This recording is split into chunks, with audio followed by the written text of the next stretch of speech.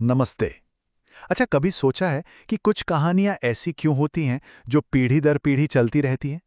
आज हम ऐसी ही दो लोक कथाओं की दुनिया में गोता लगाएंगे, जहां धोखा और विश्वासघात ऐसी आत्माओं को जन्म देते हैं जो सिर्फ बदला लेने के लिए भटकती रहती हैं। तो हमारी कहानी की शुरुआत होती है एक सीधी साधी चेतावनी से। अजय नाम के एक नौजवान को कहा गया था, बेटा रात में पुराना पीपल वाला रास्ता कभी मत लेना।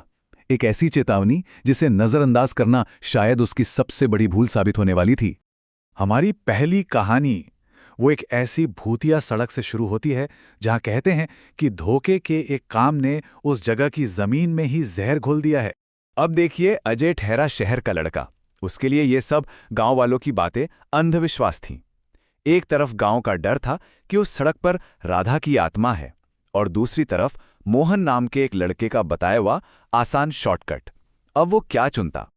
और जैसे जैसे अजय उस रास्ते पर आगे बढ़ा, उसका वो शहरी कॉन्फिडेंस, वो सारा यकीन सब हवा होने लगा। पहले तो उसे लगा कि कोई पीछे चल रहा है। फिर किसी औरत के सिसकने की हल्की सी आवाज आई, और जब उसने हिम्मत करके देखा ना, तो सामने जो था उसे देखकर उसके होश उड़ गए। खून से सना चेहरा, जिसकी आंखें नहीं थीं। बस उसी पल उसका सारा शक खौफ में बदल गया। वो आत्मा, वो बस एक चीज चाहती थी। उसकी आवाज में एक गुजारिश थी, मुझे मेरे कातिल तक ले चलो। और बस इस एक लाइन ने सब साफ कर दिया। राधा की मौत कोई हादसा नहीं थी, ये एक कत्ल था। बाद में पता चलता है, गांव का एक तांत्रिक बताता है कि असल में हुआ क्या था। राधा की आत्मा उसी सड़क से बंधी हुई है, और वो सिर्फ एक चीज चाहती है, बदला, उस इंसान से जिसने उसे धोखा दिया था। और फिर कहानी का अंत देखिए, कितना खौफनाक है। वही मोहन जिसने अजय को उस रास्ते पर भेजा था, खुद वहां पहुंचता है, और पीपल का वो पुराना पेड़, उसकी जड़ें जिंदा होकर मोहन को जकड़ लेती हैं। मतलब उसने जो जाल बिछाया था वो उसी में फंस गया। तो ये थी पहली कहानी। अब चलते हैं हमारी दूसरी कहानी की तरफ। और ये कहानी एक सड़क की नहीं, बल्कि एक पूरे गांव की है। एक ऐसा गांव जिसे आग ने श्राप दिया था। सोचिए जरा, क्या हो अगर भूत किसी एक जगह पर नहीं, बल्कि आपके चारों ओर हों। हमारी दूसरी कहानी कुछ ऐसी ही है। कहानी का हीरो है आरुष, एक ट्रैवलर जो एक सुनसान अंधेरे गांव में फंस गया है और रात गुजारने के लिए कोई ठिकाना ढूंढ रहा है। वहां सड़क के किनारे उसे एक आदमी मिलता है जो उसे उस गांव में जाने से रोकता है। पर आरुष उसकी बात नहीं मानता, और जैसे ही वो गांव के अंदर कदम रखता है, अंदर का नजारा इतना भयानक था कि वो उल्टे पांव वहां से भाग खड़ा हुआ। तो फिर पता है क्या होता है? वही अजनबी आदमी आरुष को उस गांव की कहानी सुनाता है, एक बहुत पुरानी दर्दनाक कहानी एक अंग्रेज वायसरॉय की, जिसे गांव की एक लड़की रूपा पसंद आ गई थी। लेकिन रूपा के पिता ने उसकी शादी कहीं और तय कर दी, और बस इसी बात का बदला लेने के लिए गांव के ही मुखिया ने अंग्रेजों से हाथ मिला लिया, और शादी वाले दिन उन्होंने पूरे गांव को आग के हवाले कर दिया।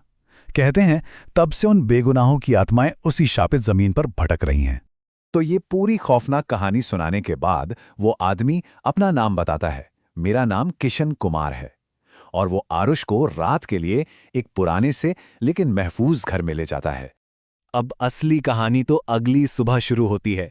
जब आरुष की आंख खुलती है तो वो उस घर में अकेला होता है, और वहीं उसे एक चीज मिलती है, एक पुराना फटा हुआ शादी का कार्ड, जिसने इस पूरी कहानी का राज खोल दिया। और उस कार्ड पर क्या लिखा था पता है? रूपा संग किशन, 22 दिसंबर 1946। तब आरुष के पैरों तले जमीन खिसक गई। जिस आदमी ने रात को उसकी जान बचाई थी, वो कोई इंसान नहीं था, वो रूपा का दूल्हा किशन था, एक आत्मा जो पिछले 75 सालों से उसी शापित गांव में अपनी दुल्हन को ढूंढ रही थी। तो अब जरा रुककर सोचते हैं, ये दो कहानियां हैं तो बिल्कुल अलग, लेकिन इनके बीच एक बहुत ही गहरा कनेक्शन है। देखिए, दोनों कहानियों की जड़ में क्या है? एक भयानक धोखा, पर उसका नतीजा अलग अलग निकला। राधा की कहानी में धोखा पर्सनल था, एक प्रेमी ने दिया था, तो आत्मा भी सिर्फ अपना बदला लेना चाहती थी।